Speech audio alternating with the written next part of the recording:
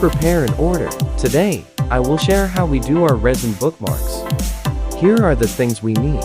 First, cover your workstation with newspaper, because working with resin can get messy.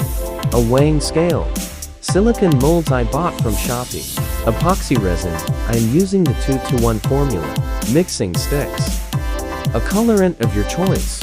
Gold foils. Balloon rings to protect your fingers from resin residue. Lastly, your silicone bookmark molder. Now that all our tools are ready, let's get started. Wear the balloon rings first before you start mixing. Weigh the resin and hardener. I am using a 2-part epoxy resin.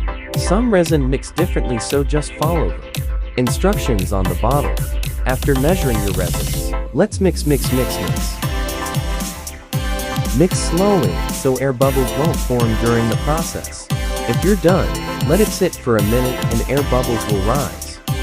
You may use a torch or a heat gun to pop the bubbles. Now, I am adding gold foils into my resin. You may use dried flowers, sands, stones, or anything, depends on what look you want to achieve. Let's mix it again slowly.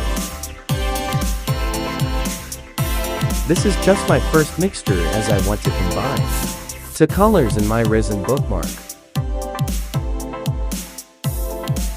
Let it sit and let the air bubbles to rise and pop. Now to my second color. Same process as earlier, but this time I will add white colorant to my resin. Resins are transparent in color when they get dry, so add a colorant if you want it to have a color. Color intensity depends on how many you put into your mixture. Mix.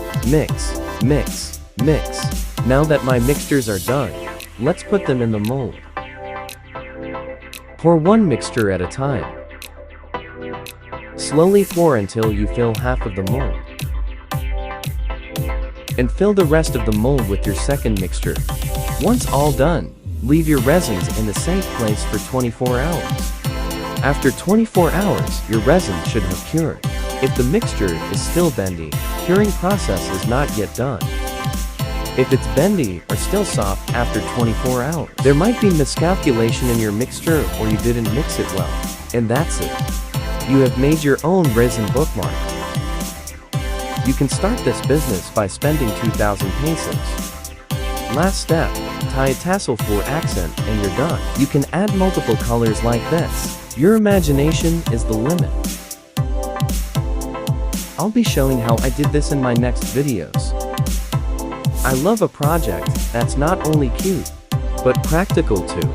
If you have a question, let me know. Until next time.